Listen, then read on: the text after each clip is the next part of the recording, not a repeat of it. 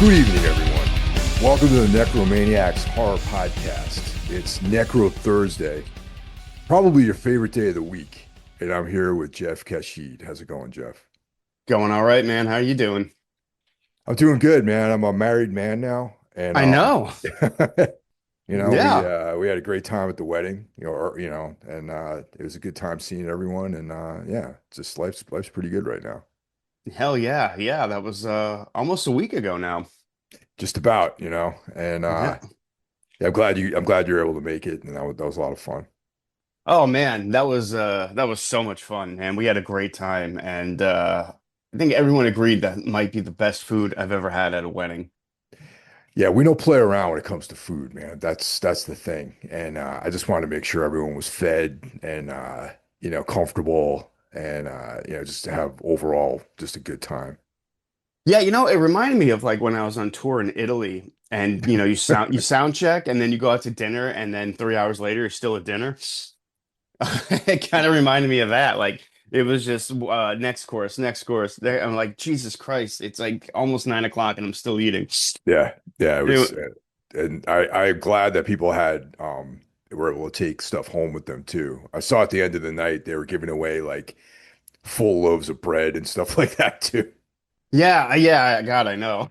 I don't think I took anything back, but man, thanks for having me. And it was a great time. And congratulations to you and Tina. It was a lot of fun.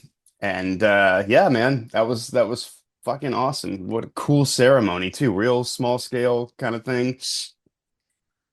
Yeah, it's the whole thing. I think was 8 minutes long, and Yeah. took some pictures, and that was it. And we went to the restaurant. Yeah, pretty much. It was good to see Taz again. I haven't seen Taz in Christ, uh I don't 20 years, maybe longer.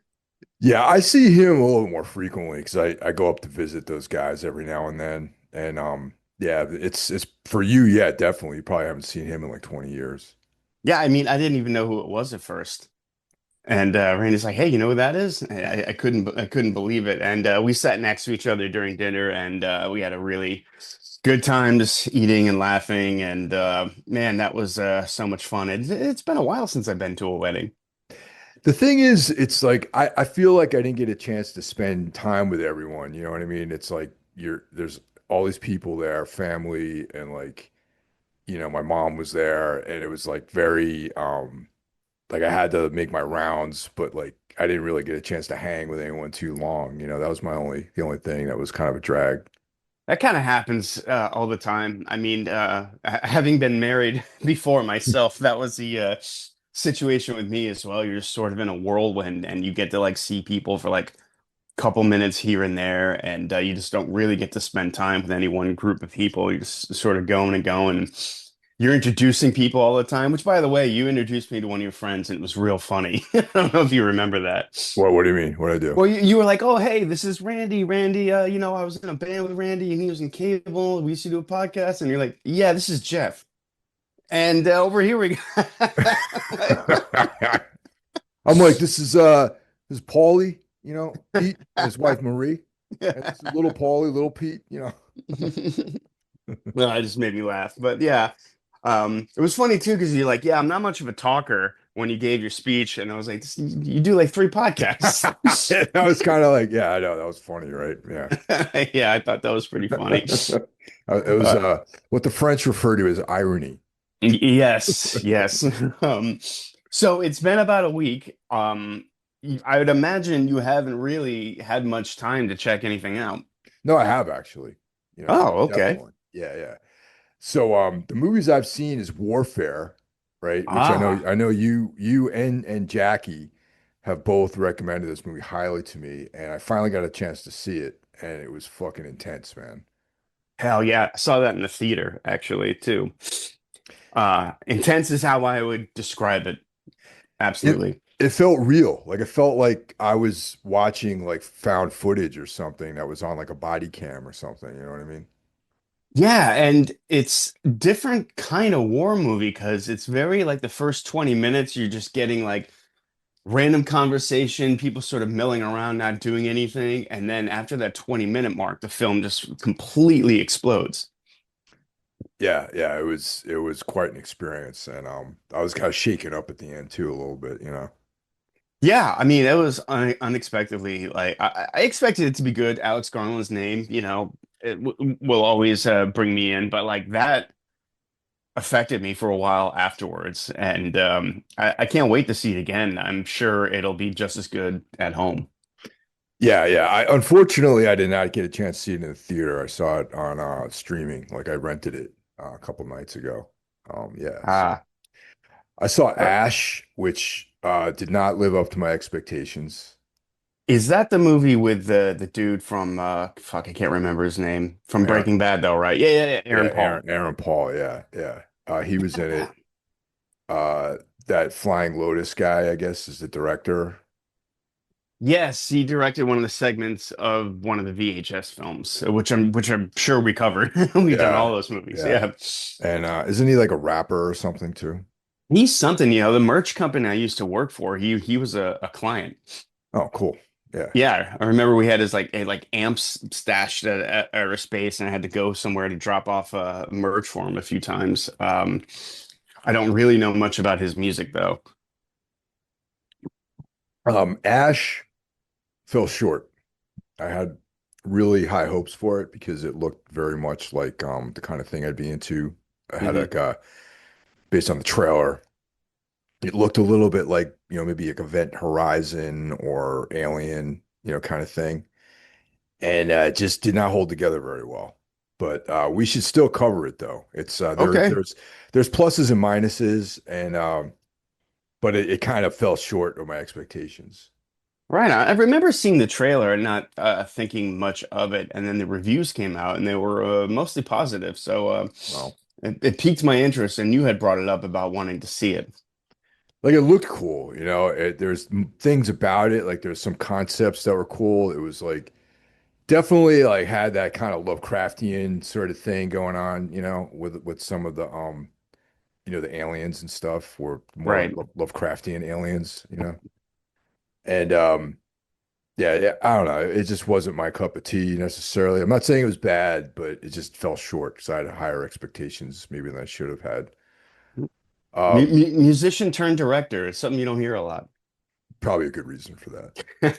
Yeah. I saw a documentary on Shudder called "We Kill for Love." Have you heard of that one?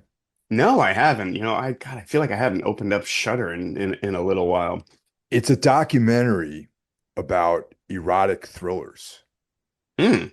Okay. And I'm a big Michael Douglas fan. Basic Instinct, that kind of thing. I like Yeah. that movie quite a bit. Yeah. Body Double.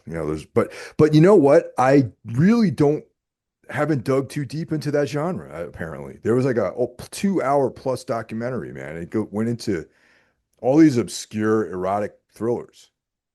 Yeah, God, I mean, like just the obvious ones jump out at me, like you said, Basic Instinct or Fatal Attraction, something like that. But I guess that is a genre I don't really know too much about. They talk about the sort of origins within noir films, but they fail to recognize that a lot of those films are very Italian, like giallo styles too. Like for example, Body Double to me has a lot of giallo sort of trappings, Sure. as well as Dress to Kill, which is a straight up like American giallo. And then they go into the sleazier underbelly where it's basically softcore porn. Yeah. Yeah. Or did they mention the French filmmaker Jean Rollin? No, that's what I'm saying, man. They don't have they kind of they had a weird border of like what they talked about and what they didn't. They focused mainly on American films. Yeah, okay. Yeah, so that was pretty cool. And then the Max series, The Mortician. It was like a little three episode miniseries that was about this super dark happenings at a mortuary. Really? Yeah. On Really, really. It's on, yeah, HBO, HBO? Max. Yeah. Shit, I have that. I have not even heard of that. Dark. That's all I can say. Yeah. Worth watching? Yeah, worth watching. Very well done and very compelling. Definitely check it out. All right. Well, I'm always on the lookout for something to watch. And lately, everything's just been passing me by. I haven't really had a lot of time to check many things out. Although, in doing a little bit of research for our 28 Days Later little marathon we're doing, I stumbled across on YouTube 28 Days Later, the comic book. Oh, wow. I didn't know that this existed. Did you? I think I read about it in, going through some of the information available on the films, but I haven't read it myself, no.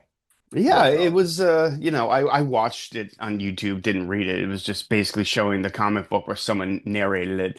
And it follows Selena from the first film and what happens to her after she is rescued. And it really focuses on her and it ties together by the end of it, you're already like the events of 28 weeks later have are starting to occur. So it sort of ties in, takes place after the first one, during the second one. It was pretty good, man. Everyone has YouTube, so if that is something you might think you might like, just head on over there and check it out. I thought it was pretty good. It's pretty likely that I'll check that out. Especially if I'm planning to go see 28 Years Later this week when it's because we're a day away from it debuting. So my plan is to check it out in the movies this weekend.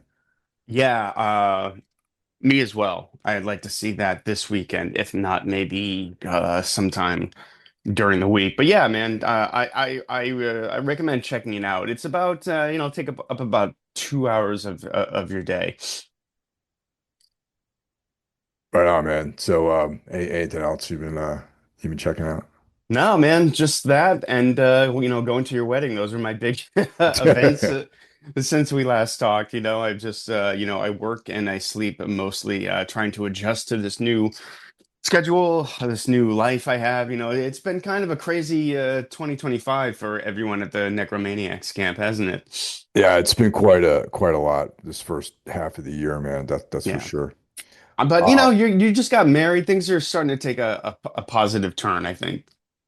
I hope that is a harbinger for everyone else too, man. Like, and I know you just moved back east. You're in Connecticut now, and like, Yeah. you had to overcome some obstacles, and things look like they're going pretty good, right now. Yeah, things are on the upswing, for sure. Hopefully it stays that way, you know. Yeah, But yeah, it's been kind of a drag of a year, but like I don't know, since your wedding, I've things feel a little bit more hopeful. good, good.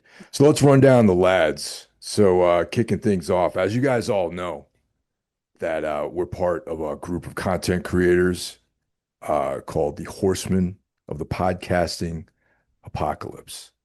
Our sole mission is to destroy mediocrity. We hate mediocrity, so we're going to destroy it, decimate it.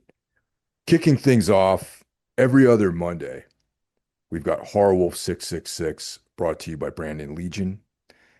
On Tuesdays, we've got Into the Necrosphere brought to you by Jackie Smith, the finest extreme music podcast in the land. And, I check it out every week.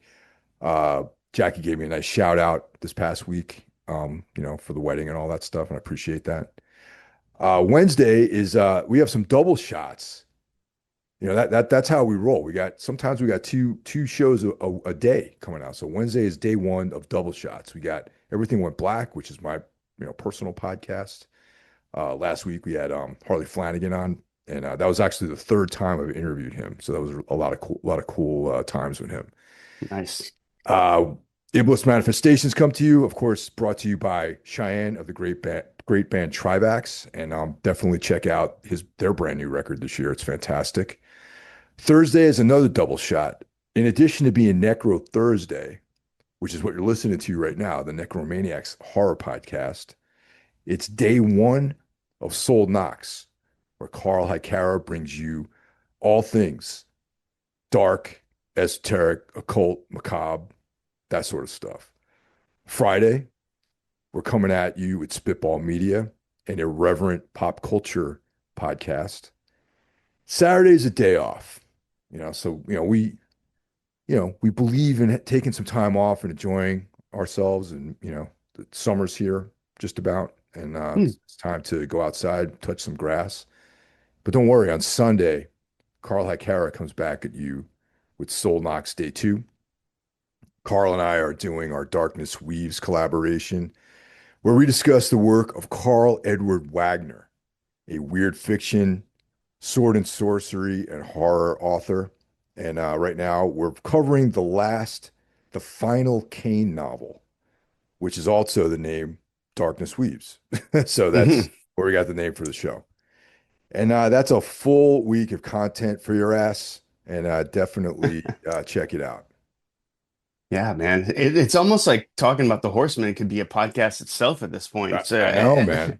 Yeah, ever growing we got group we got here. everyone's hard repping, man, for sure. For sure. All right. We got a couple calls this week. We'll run through those real quick. So if you want to reach us at the Necro phone, it's 908-913-0782.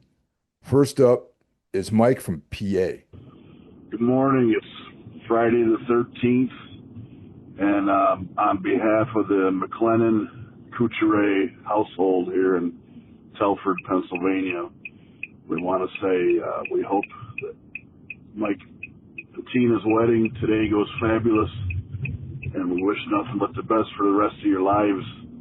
And we hope that your first child will be a masculine child, and be talking to you soon. Congratulations, guys. Thanks a lot, Mike. I appreciate that. And cheers to the Luca Brasi reference. That's like one of the coolest parts of The Godfather. Luca has always been one of my favorite characters. And up next, a new caller. We got Alice. Hi, my name's Alice Bowie, and I just wanted to reach out and recommend a film called Beyond the Door. I don't know if you guys have featured it yet, but it's phenomenal.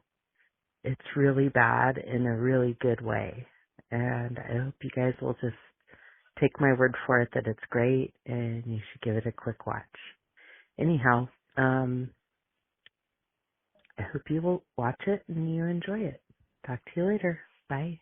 Yeah, thanks for calling, Alice. Beyond the Door. That's something I've seen a long time ago.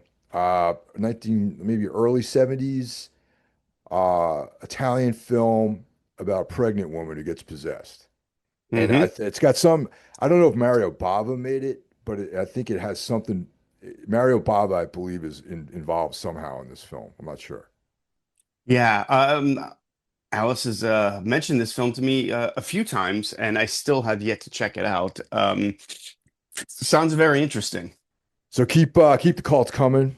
It's always fun to hear from you guys. And yeah, it's actually one of the high points for me of the show is to hear the calls. So definitely keep them coming. Really enjoy these and all of these recommendations. That brings us to this week's feature film, which is 28 Weeks Later. It's a follow-up to last week's 28 Days Later. And this is the lead-in to 28 Years Later, which is actually, as this show is on the air, it's in the theaters right now. Hmm. Hopefully a big hit too. Yeah. Directed by, so we got a completely different production team here. Okay.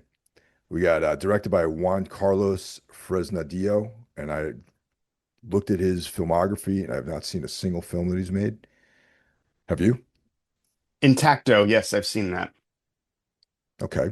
Kind of made a splash when it came out. I don't really remember it. I do remember thinking it was pretty good. This is where I think this is important. I'll tell you later on as we get into the narrative here. Written by, brace yourself, Rowan Jaffe, Juan Carlos Fresnadillo, E.L. Levine, Jesus Almo. So we got one, two, three, we got four motherfuckers who wrote this. And they could have used a fifth to tell them that nothing that happens makes any sense. Yeah. All right, cool. So that's, we're leading into some of our commentary on this movie. I Uh, may have jumped the gun. Sorry. yeah. Released April 26, 2007 in London. In the US, it was released May 11th, 2007 in the US and the UK. Like, I guess there was a London debut and then the following month, it was released to the rest of the UK and the US. June 29th, 2007 in Spain. The movie is 99 minutes long. Hmm. And John Murphy returns for some of the film scoring too, so that's a plus for sure. Yeah. And Danny Boyle returns for one scene, which I will get to. Okay. Interesting cast because a lot pretty prominent people in this film who were in sort of I would say more of the beginning stages of their career. Hmm. Okay, and some had been in some significant films. So the cast features Robert Carlyle as Don, who's probably one of the main characters. Um, he was in Train Spotting, The Full Monty, and a great movie called Ravenous, which we should talk about Yeah, at some point. Awesome movie. absolutely. He's great. I love him. Yeah. Rose Byrne as Scarlett. She's a U.S. Medical officer. Jeremy Renner, Mm. Hawkeye, Yeah, Hawkeye himself. as Doyle. He's a squatty, a Delta Force sniper.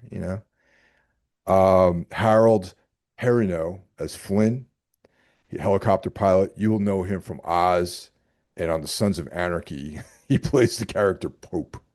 He was in Sons of Anarchy? Yeah, there was a season, there were a couple, at least one or two seasons where he was like this really high level, kind of gangster, guy. I don't remember that at all. Yeah, that's cool. I get it. Yeah, Um, yeah. He was also in Lost. I think that's where a lot of yep, people would probably know him from. Lost, and he played the guy in the wheelchair in Oz. Yeah. Yeah, He was great in yeah. in Oz. I think he's a cool actor, actually. Actually, all of the cast in this, I think, are outstanding, actually. Yeah, I agree. Jeremy Renner too. I think this was in the "Hey, I know that guy" phase of his career. Yeah, You yeah, know, not quite famous. I don't think The Hurt Locker had come out yet, which really kind of like put him on the map as an actor. yeah. 2007, because I remember I saw the Hurt Locker on a plane when we were flying to Europe for tour, and that was definitely after 2007. So yeah, Yeah, that's a great. I remember he was in the Assassination of Jesse James, which is one of the greatest films I've ever seen. But yeah, he didn't quite. He wasn't a household name. He wasn't Hawkeye yet. no. Imogen Poots as Tammy. That's Don's daughter, Oh and shit. you would know her from the Green Room, right? Yeah, yeah. Yeah. Macintosh Muggleton, that's as Andy, that's Don and Alice's son. Catherine McCormick as Alice. She's the husband, it's not the husband, the mother and wife. And the great Idris Elba as Mm. Stone. That's his name. He's some kind of military leader. And of course, he's like the my favorite role of his is Stringer Bell from The Wire. Oh hell yeah, dude. Yeah. Stringer Bell's that's a character for Iconic. the ages, man. Yeah. Yeah. Iconic character. He played Luther. He was in the Marvel Universe. He was in the Suicide Squad, Star Trek Beyond, and he has a 1-0 kickboxing record. Really? He fought in Road to Glory, UK. I had no idea. Now, there's a whole documentary on YouTube about him training and getting into Muay Thai and all that sort of stuff. He's great, man. And I had no idea he was British for like years. Yeah, that's funny. Yeah, Yeah. great cast. Seriously, and the well executed. The script was well executed. So that leads into our, breakdown of the film now. Yeah, yeah. Well, the last time we were talking about 28 Days Later and just how British it felt and how small and intimate the film was. And right off the bat, like none of that No. is in this.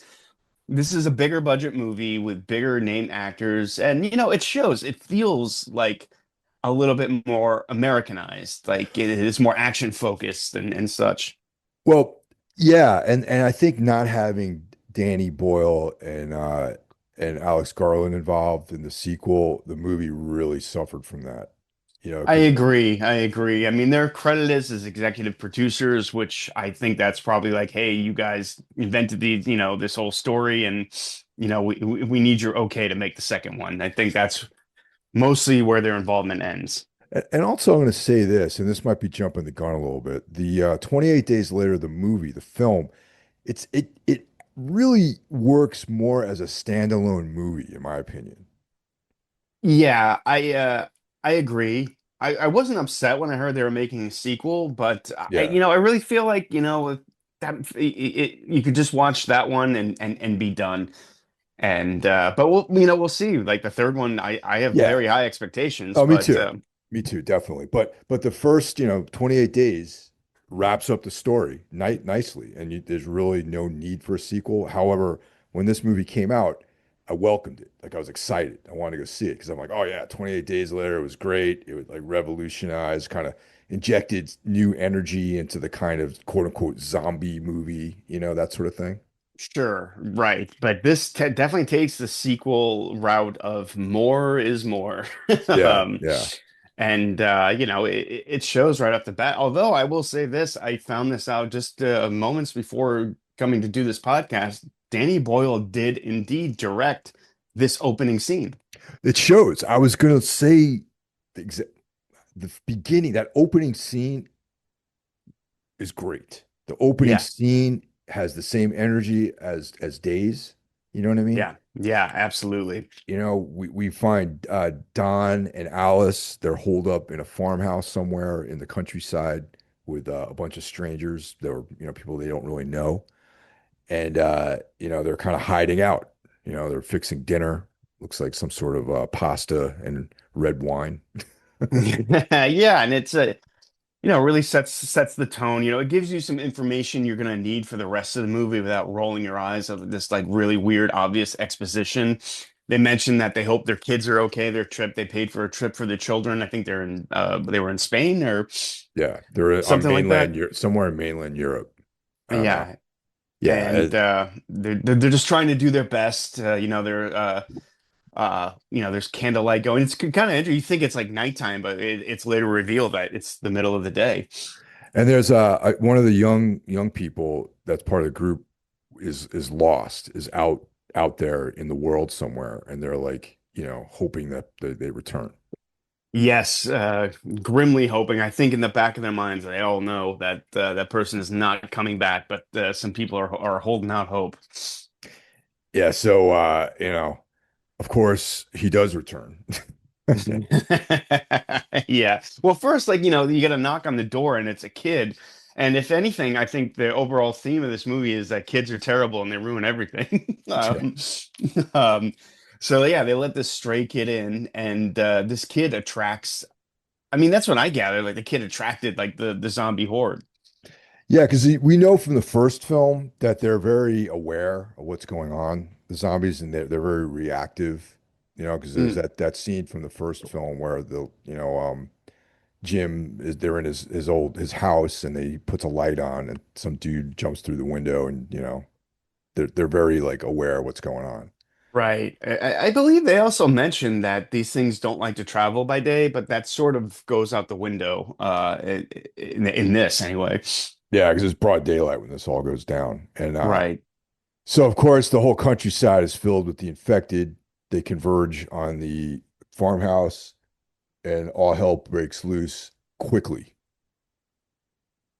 Yes, the infected they get and they bite someone, and then it just spreads throughout the house, and the scene is really chaotic, a lot of shaky cam, but like it really works. You're sort of confused, and you're in the headspace of the characters, probably not knowing what exactly is going on. You're sort of running around trying to get away from these things.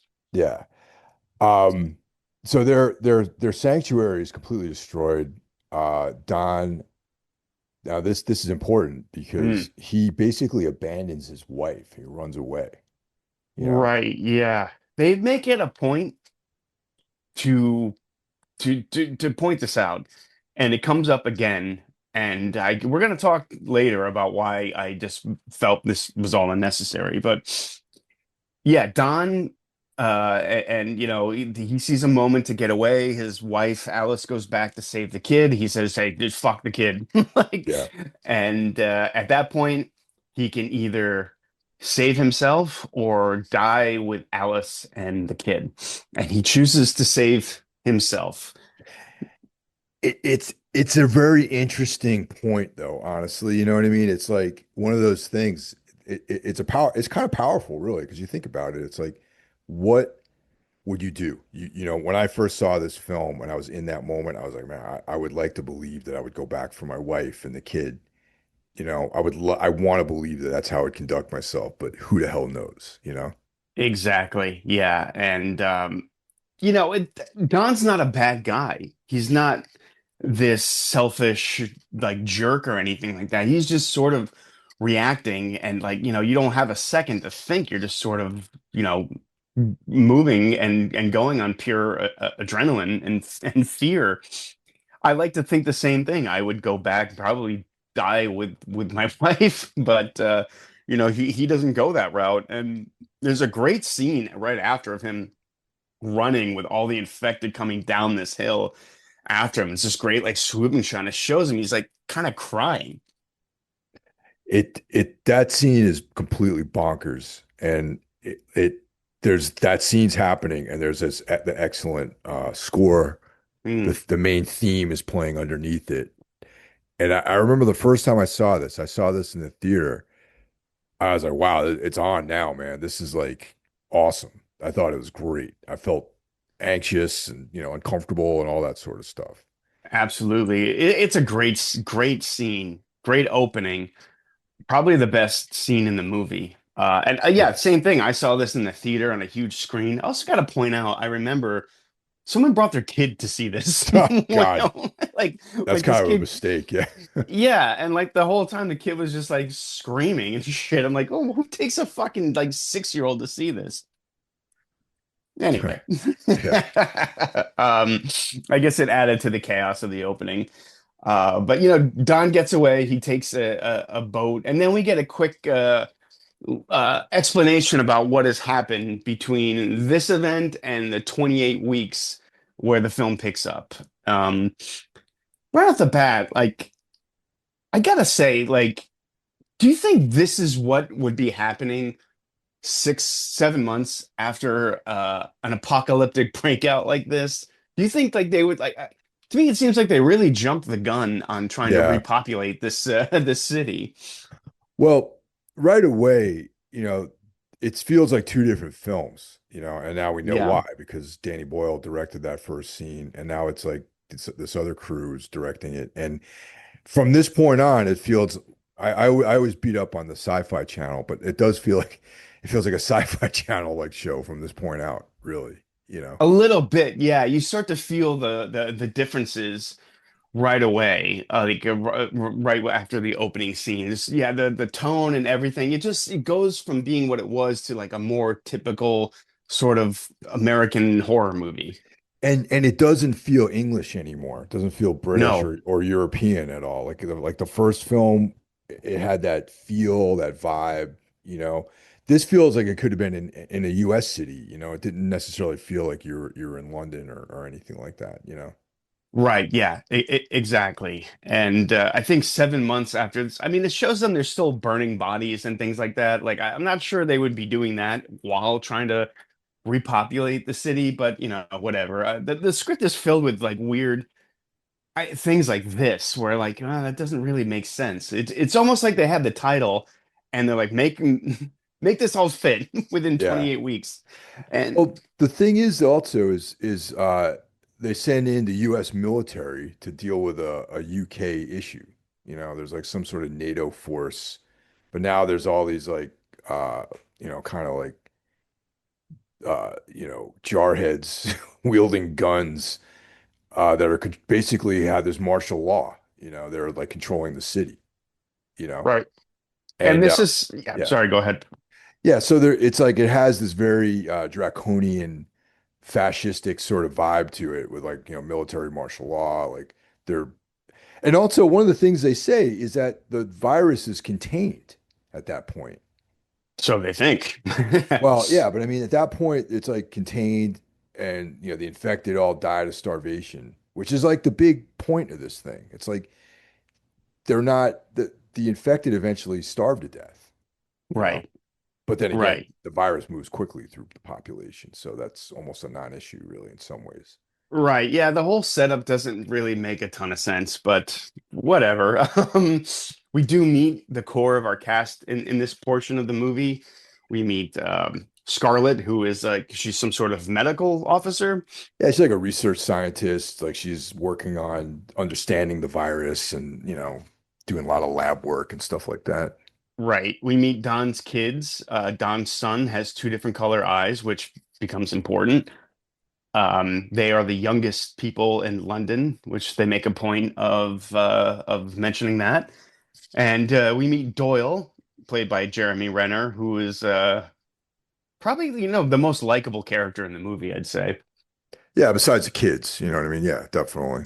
See, I disagree about the kids, man. Oh, you don't like the kids? No, I hate the kids. Everything that Oh happens in this shit. movie, Okay. everything that happens in this movie is All their right. fault. Actually, all right. Okay. Okay, we'll go with that. All right. Yeah, fuck these kids, man. Yeah. Um, Doyle is definitely the most heroic character.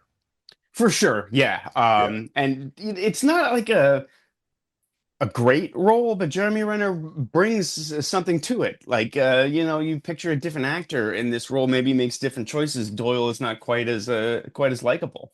true. Good point. Um, I think Jeremy Renner that definitely did the the most with with not very much, but you meet all these characters. Doyle is there. He's a sniper. Just probably like what he thinks is like this dull, thankless sort of role. He's stuck on the roofs, just basically like with nothing to do, no one to shoot. Yeah. Um, Don is reunited with his children, and we find out Don is some sort of caretaker with access to everything. Yeah. Which they have to point, and believe me, we're definitely going to talk about that later. Yeah. But they make it a point to point that out. Don is reunited with his kids, and Don sits down and tells the story about what happened to their mother. And again, now it wants to point out that Don is somewhat of a liar. Yeah. He embellishes the truth, He you know, does. thinking that he said that their mother died, that Right. for sure, and he saw her die, right? So, right, we know that's not necessarily true, you know. Right. But he's talking to I can see why Don would assume that his wife is dead. And also keep in mind those kids were in mainland Europe when this all went down, so they do not know what it's like to be amongst the infected. So he's probably sparing them some of the gruesome details. Right. I think Don probably did, he this is the story he tells, I think, is what Don wants to believe. Yeah, Like he's probably convinced himself in this 7 months that this is what happened and he did what he needed to do to survive. So he's probably struggling with a lot of guilt. It would have been an interesting way to go with this film, like if he was the complete focus and you follow this character arc to the end. But the movie doesn't go that way. yeah, I agree with you on that too. I think that his story, that was one of the pluses of the film, is the Don character and like his failures, you know what I mean? But they don't. He's just like a catalyst in this movie. Yeah, it's a weird choice, I think. Because again, they hammer this point home. So the kids, they're there for a day, and they decide well, the boy says, I fear I forget what mom is going to look like, so they hatch a plan to sneak out and go visit their old house, which is part of a whatever, like a no-go zone. No one's allowed outside of the like a specific area. And considering that the city's under martial law, these kids sort of sneak out with very little effort. They just sort of like, all right, we're gonna go. Yeah, they're not stopped by anybody. They're not challenged. They're like observed by Doyle and his other sniper buddies, like through their sights of their guns.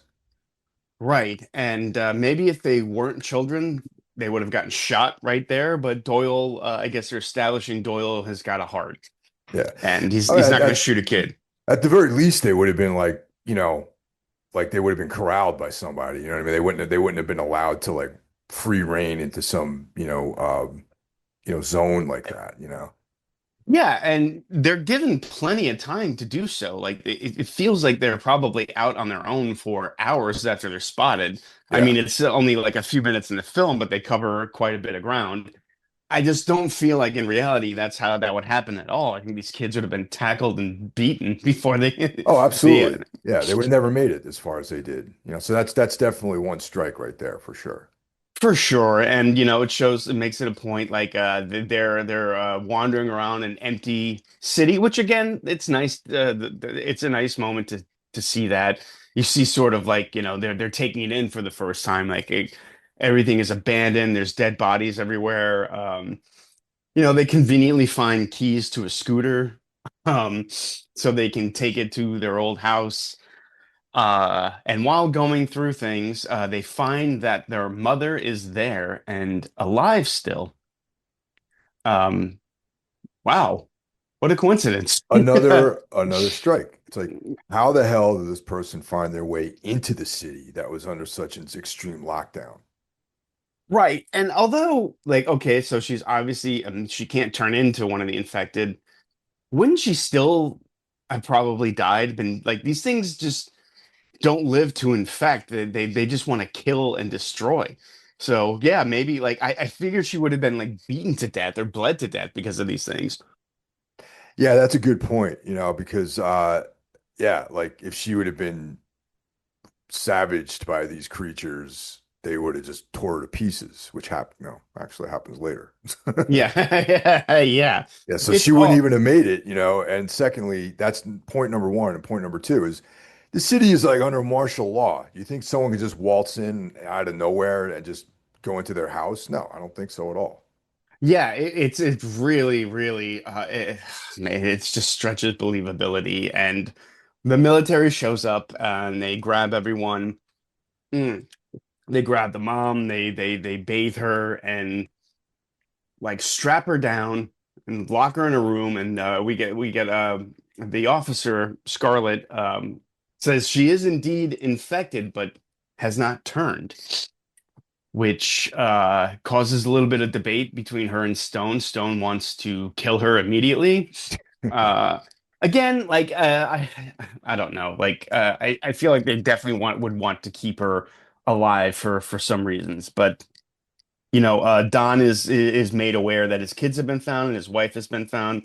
His kids immediately jump down his throat about the story he told them, but you know what I mean? Like they're suspicious now of him, but like instead of being happy that their mom's alive, I don't know, that whole scene just felt very forced to me.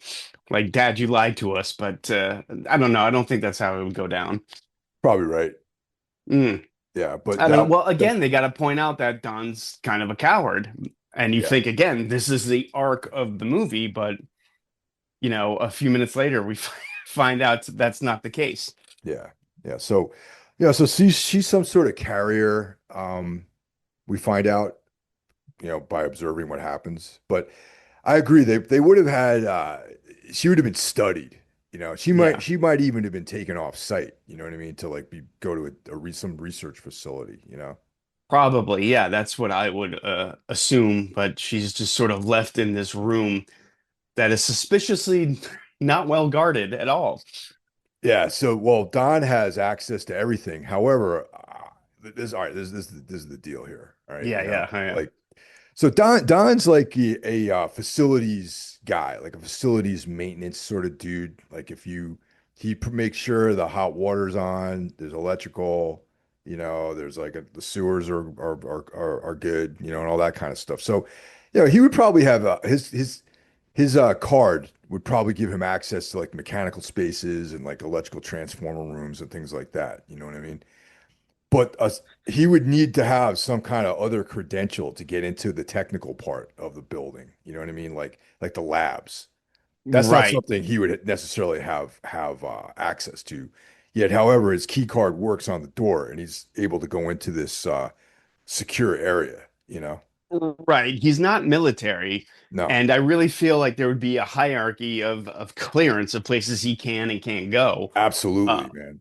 And and I spent quite bit of time in places like that, and it's like you might have one key card, but you have different credentials to go into different areas. Like your card will only work in certain areas. It gets programmed into some, system, Right. And even if he could sneak his way to an area like this, I really feel like she would be heavily guarded Yeah, absolutely. and kept under wrap. I mean, they might even like keep the whole thing under wraps, like like keep the kids and like, hey, no one Yeah, can know about this. yeah, absolutely.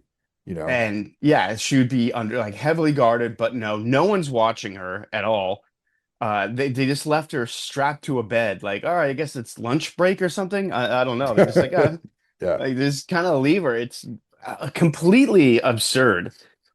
But you need that moment for the whole plot to happen, and that's the problem with this movie. Like, from they need to go back to the drawing board with the script to address some of these issues.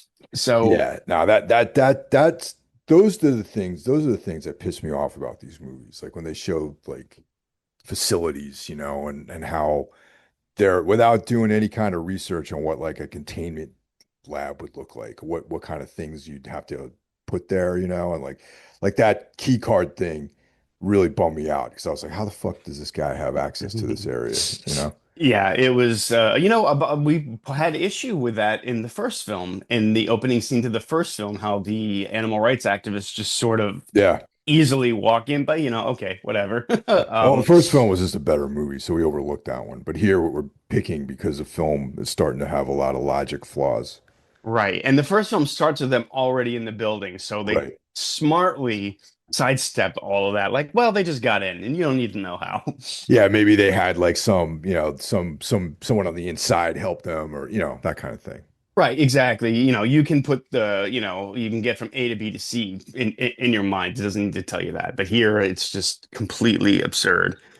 And Don has a little heart to heart with his wife because, he's alone with her and she's unguarded. And it's so absurd. And he kisses her and thus ends Don's arc, basically, because he turns infected. And all those interesting little character beats they were kind of reminding you of just go completely out the window. Yeah.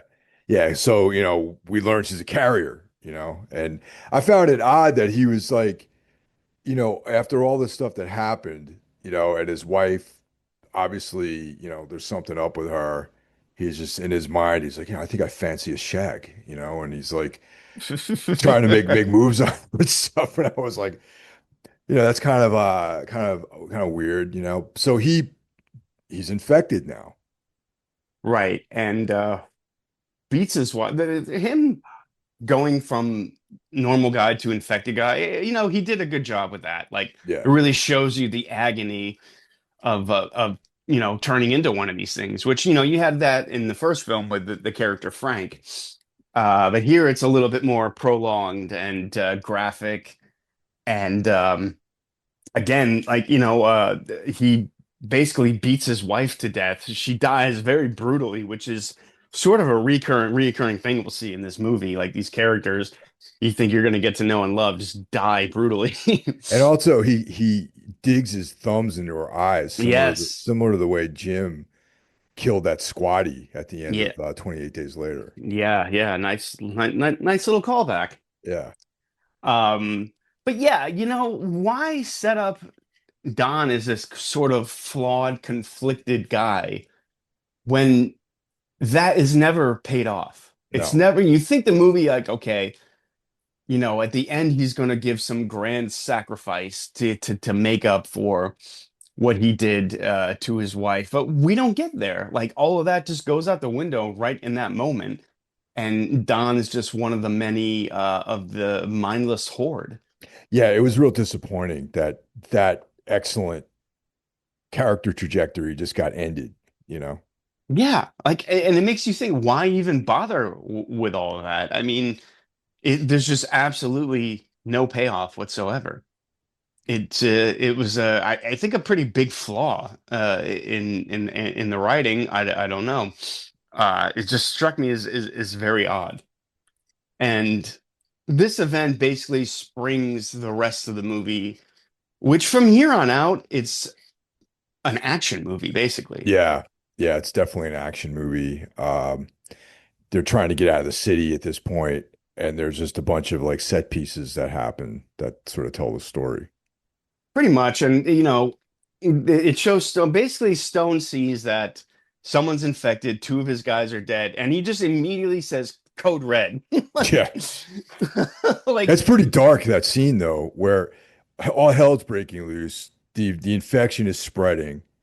There's like civilians and infected, and they can't track who's who. And he just is like, fuck it. Just like, we're gonna fucking take everyone out. The snipers yeah, just start killing everybody.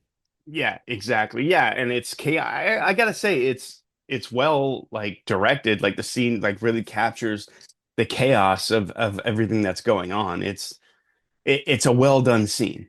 Yeah. So Scarlet is keen to get the two kids out because she believes that the blood is the key to some kind of vaccine. And Doyle is helps them. That's basically, that's what Right. happens.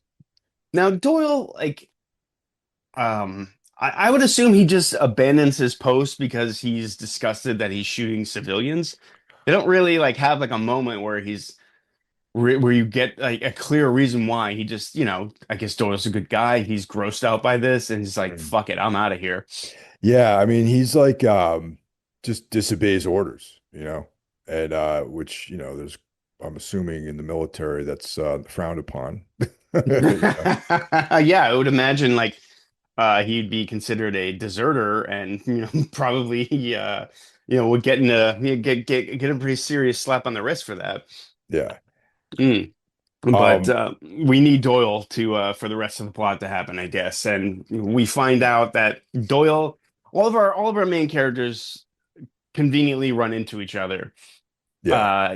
Scarlet has no problem finding these fucking kids amidst all this chaos. And actually, the son gets sort of taken away and gets lost, only to be reconnected, a few moments later. Um, and they meet up with Doyle and they hatch a plan to get out.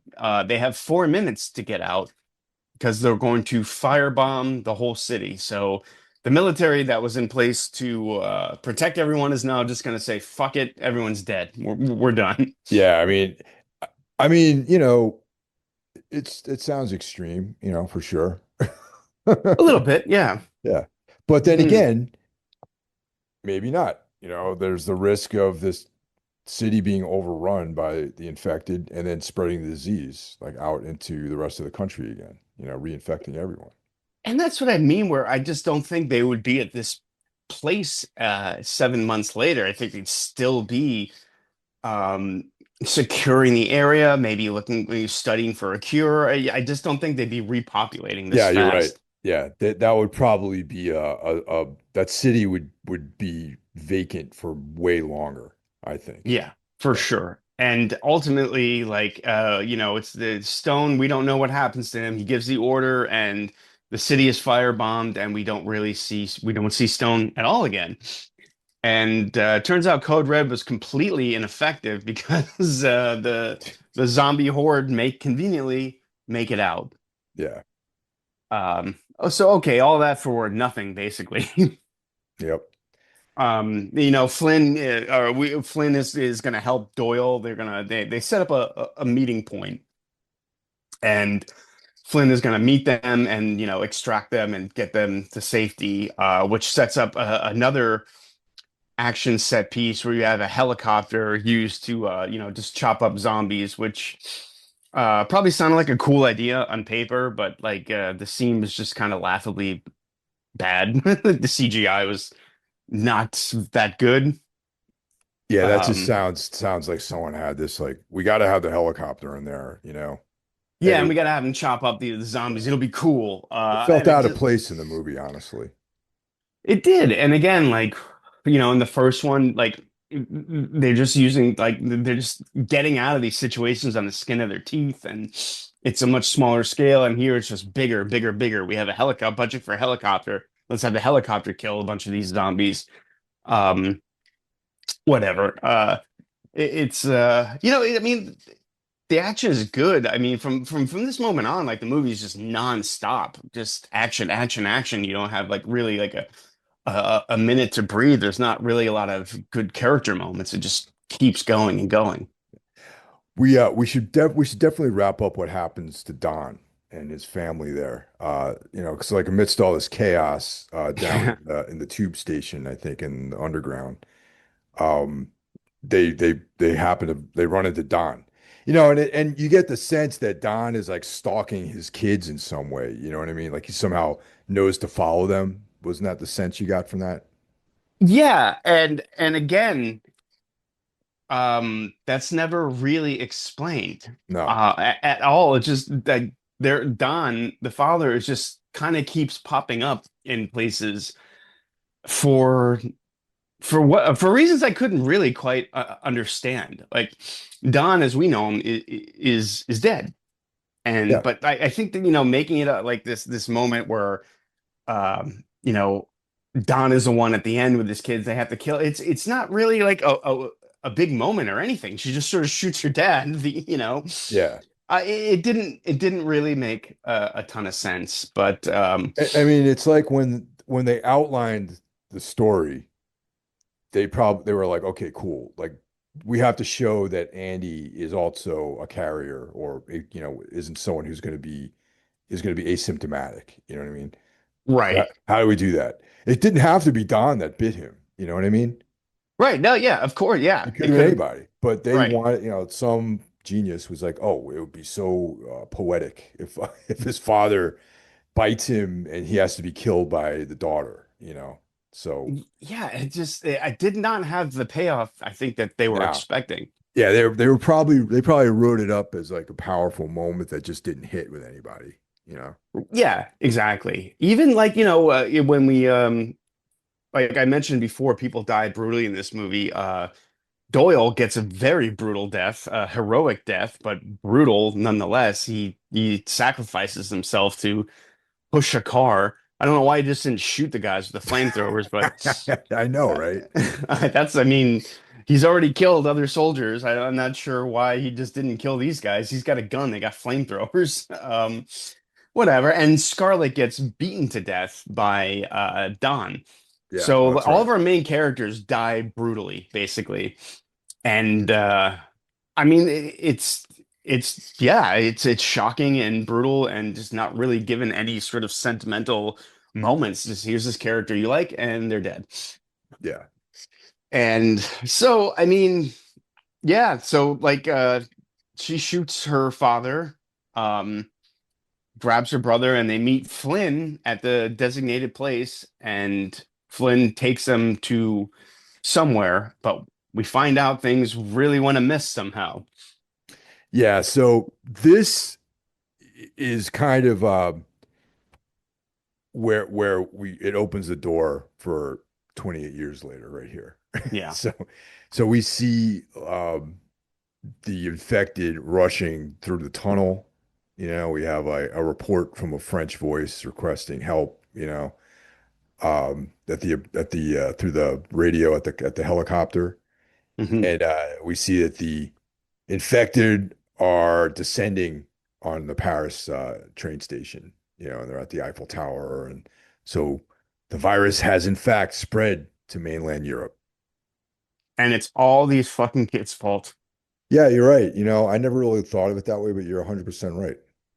Yeah, I mean, like it's just their sheer stupidity caused all of this, and we don't know exactly how the helicopter crashed in Paris. The kid probably fucking sneezed in the helicopter, infecting the pilot. They crashed, something like that. Everyone's dead at this point. Everyone from the movie is dead. Yeah, so that even throws out. I mean, that's kind of like it with better writing, that could have been effective because that means that the vaccine, any chance of that kid having, using his blood for a vaccination is shot too, because I'm assuming both kids and Flynn are dead. Yeah, I would assume that. I mean, who knows? Maybe one of them will pop up in 28 years later. I don't know. Yeah. But as of now, I can just assume everyone's dead. and the virus rages on, and you assume takes over the rest of mainland Europe, maybe even the world. We don't know. Yeah, so we're gonna find out soon, though. We are, yes, we are. And Yeah, I gotta say, when I saw this in the theater, I walked out thinking, yeah, that was pretty good. Little ridiculous in spots, but overall good. On this rewatch, I don't know, man. yeah.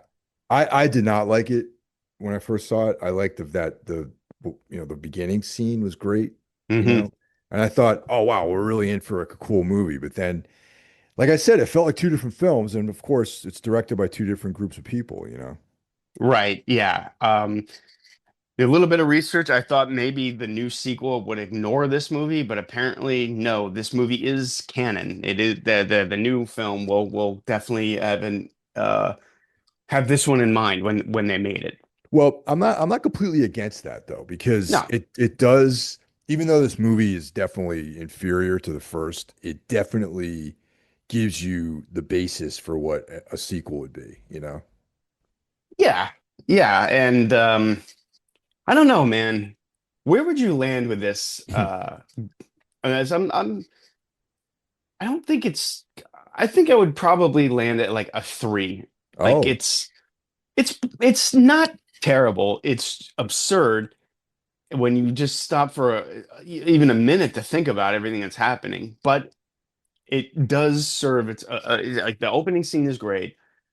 The action is well handled. It is, it was not boring.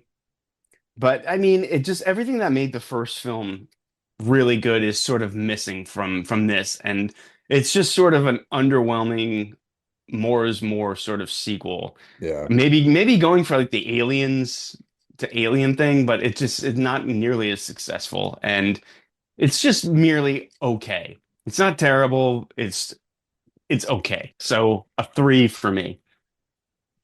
I give it a 2.5. I give it a Mm. 2.5. Yeah. Oh, okay. Yeah. I did not enjoy it, uh, aside from that beginning sequence.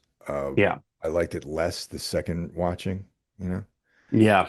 Um, it did not have any atmosphere at all. No. I think Yeah. the writing was terrible. Um, the only thing that saves this film somewhat is that there's important points that are established that set up 28 years later. You know, there's like certain lore that's established in this film that's important for future films. You know what I mean? Because apparently they're going to make three more, sequels rather. Yeah. Well, yeah, I don't know how I feel about that, I don't but know. To plan that far ahead might be a little dicey if you ask me, but yeah, no, I completely agree with that. That said, what are you hoping for this new movie? I've been trying to avoid as much as possible. I just want to go in and just see it and not know anything really. yeah, I don't know what to expect exactly. I So, same. I just saw some of the imagery. I didn't even watch a trailer. I'm like I said, I'm planning to watch it, planning to check it out this weekend. It's probably gonna try to catch like a matinee or something like that on Friday. mm, And yeah, I like that Alex Garland wrote it because I think he's a great writer. So I that's, totally I agree. mean, the last few films he's done have been, like scores. They've been great. They've been excellent. So I'm hoping that his writing shines through and that there's like a good story to be told. What that story is, I have no idea. I'm not Hmm. trying to project any of that. Danny Boyle with Alex Garland is a great combo. It's a great team. So I have high expectations for 28 years later. I do too, and I'm not sure like about anything. I don't know. Is the rest of Europe infected in this? I don't know. I don't know what England looks like 28 years after all this. Yeah. I'm very, very curious to see where they go. And I agree. I think Alex Garland is the key to making this a success. It's his name that I'm excited about seeing. Yeah. So that trade that you're talking about, is that 28 days later, London Calling? Is that it? Yeah, I think it was like four different like volumes of it. I think if you just go into YouTube and type in 28 days later comic, something should come up. Um, I was just sort of scrolling, looking for stuff about 28 days later, and I found that. Oh, cool. So it was pretty cool to stumble upon that, or maybe you can find a physical copy of this on Amazon or something. Yeah, that's what I'm looking for. There's also one called 28 Days Later Aftermath that Steve Niles wrote. Hmm. You I know, don't so think that that was it. Yeah. yeah. So I mean, there's the one that you talked about because the synopsis says it follows Selena. So I'm aware that Yeah. there's, but then there's like another Steve Niles written part two, which might be cool. Yeah, it could be. Steve Miles was 30 Days a Night, right? Yeah. Oh shit. Yeah. These are all like one. This one is $184. Wow. Yeah. So I'll go online and check it out. Yeah, it's definitely worth your time. Again, a bit more action packed, but and they just focus on Selena. They there is a mention of Jim. I'm very curious if we're going to see Jim in this new film. Yeah, that's the thing. Like I've seen there's like the you know, the imagery of that infected that looks like Cillian Murphy. So whether or not Yeah. that's Jim, who knows? I hope not. I hope Jim didn't get infected. I like Jim. He's a good character. I like Jim too. I've heard conflicting things. I've heard he's not in this, he's going to be in the next one, or I've heard a few different things, and I just already know too. I don't want to know. I want to be if Jim shows up, I want to be surprised, and hope he does, man. I'm curious what the bike messenger Jim is up to 28 years after surviving the apocalypse, basically. Hell yeah. Well, that's it, man. You know, I hope that the new film is good, and like, despite the fact that I thought 28 weeks later wasn't that great, I still think people should check it out before they go to watch the new movie. Yeah, for sure. Like I said, it's not horrible, just ridiculous. Yeah, And this Robert Carlyle, you can't miss with him, man. He's great yeah, in everything. And Jeremy Renner does really well. Does what he can with the role. It's if you're gonna see the third one, I would say yeah, check this out. But yeah. ultimately, just yeah, a little bit of a disappointment this one was, especially on this rewatch. I guess saw things that I didn't see in 2007. But hey, whatever. All right, guys, thanks for listening, and we'll catch you guys next week. Later.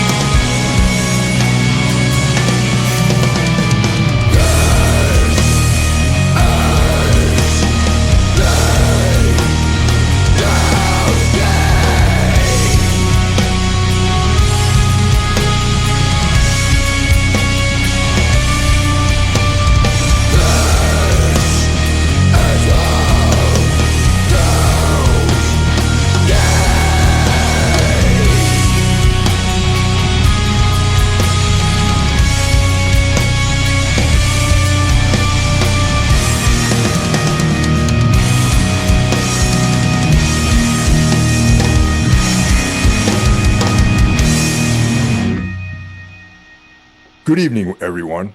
Welcome to the every. Hold on, let's do it.